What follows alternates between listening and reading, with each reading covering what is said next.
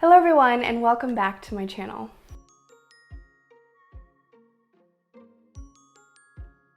In today's video, I want to talk about how we can change our thinking to up-level our life.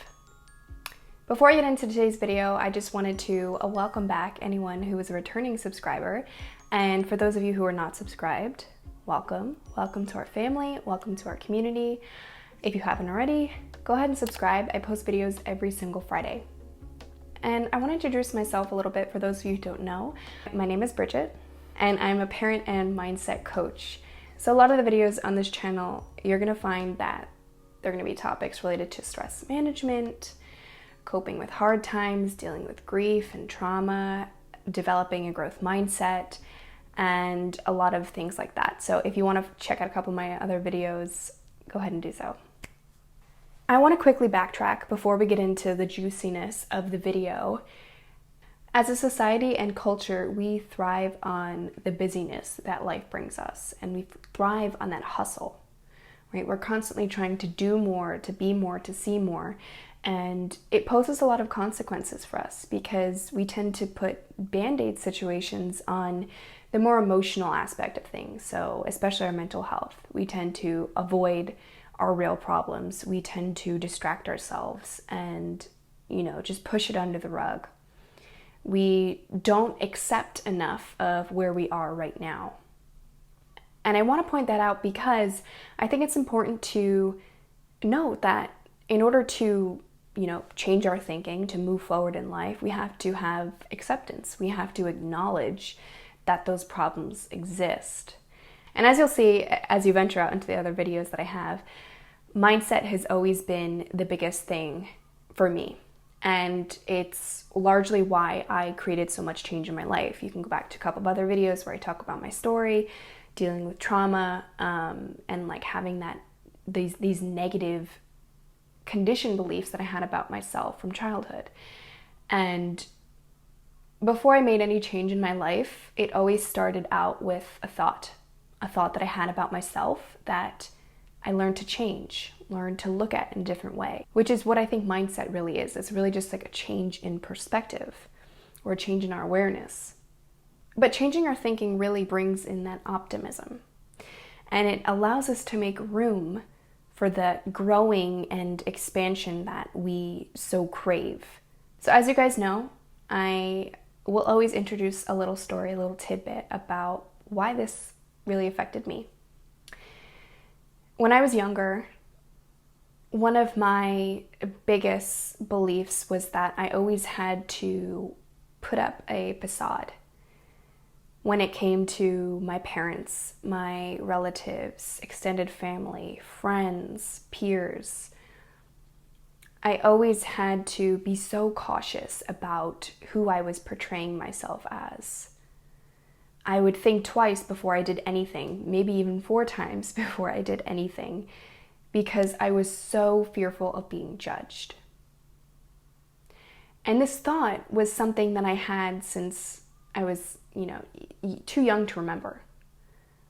For those of you who know about my story with social anxiety, you'll know that I had such a fear of speaking that I didn't speak to anyone other than my parents until I was about 12 years old.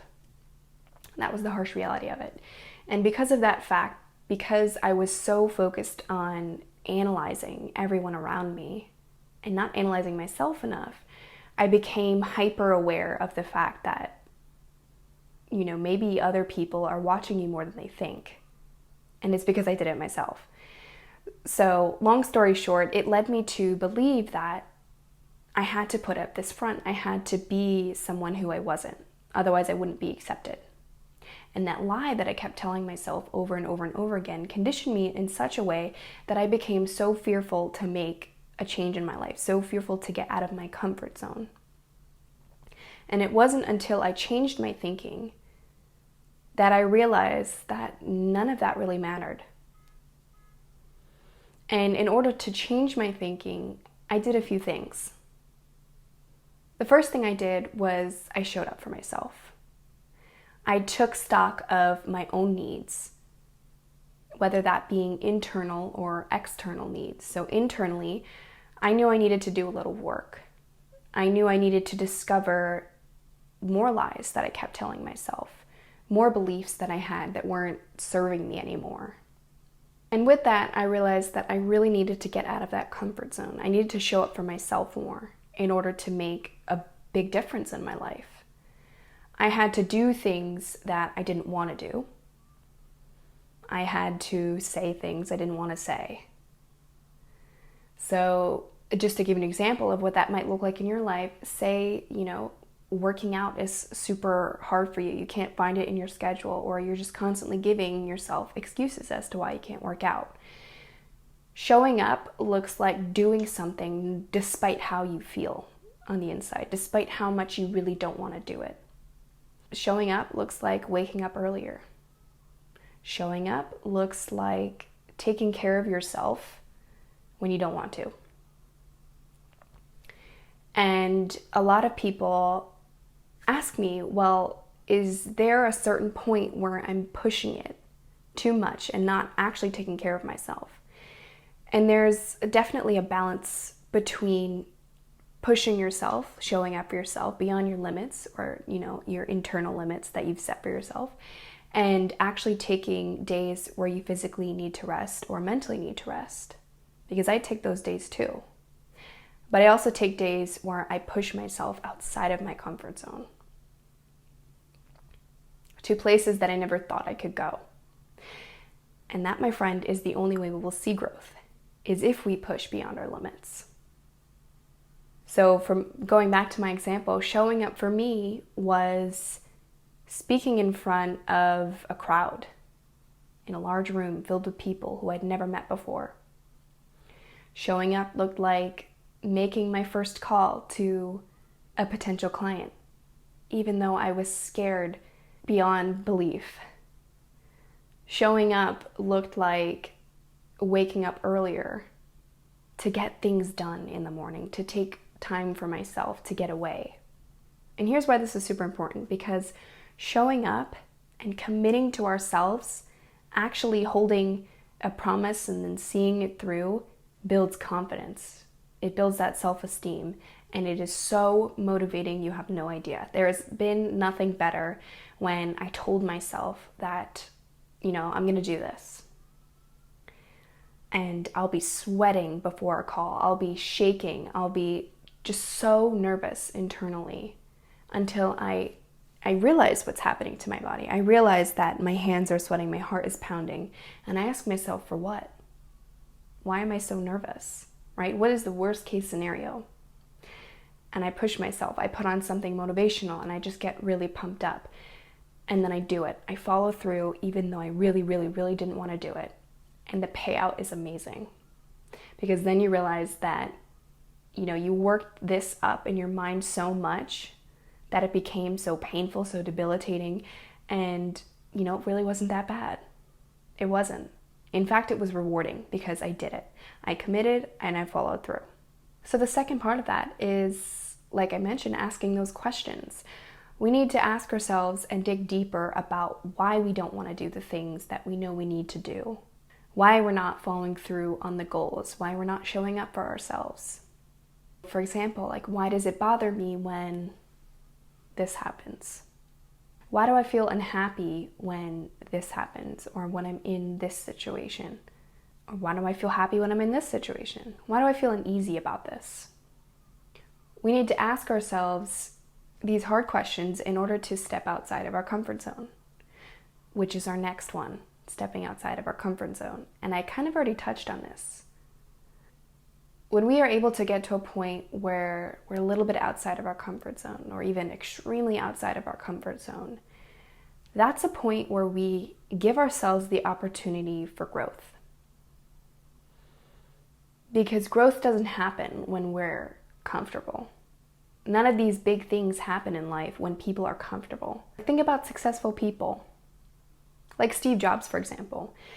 When he first introduced Mac, people were very hesitant. People were very, I don't know if this is going to work. And he had many, many, many downfalls until Apple was born. But if you can imagine the criticism he was faced with and the internal doubt and fear he probably had on his own, that's a huge step. But that growth didn't come from a place of feeling super comfortable about it. It came from a place where he was stricken with doubt and fear and uncomfortability. Right? We need that in order to grow and expand and, get to places where we never dreamed of. So if you're someone who is super anxious, who is living in like a spiral of fear and doubt and constantly worrying about the unknown, I want you to reflect on that. And I want you to ask yourself those hard questions. What about this makes me fearful? What about this makes me uneasy? What about this makes it so hard? And I want you to do something uncomfortable with that. If your initial reaction to something nerve-wracking or fearful or doubtful is to crawl back into your shell, I want you to do something, anything but that. Anything that makes you a little bit uncomfortable. And then see how that feels. See how it feels to live in that discomfort. And the last thing I want to leave you guys with, which I'm hoping will be super motivational and not critical, because that's not what I'm here to do. I'm not here to judge you. I'm not here to look down on you. I'm not here to do any of that. I want to grow with you. I want to inspire you and most importantly, motivate you. So with this last one, I want you to, next time you're in one of those spirals, I want you to stop running away from the excuses and instead look for a solution. There is a subtle change that happens when we respond differently to our thinking patterns and how we change our thinking patterns in general, how we rewire our brain.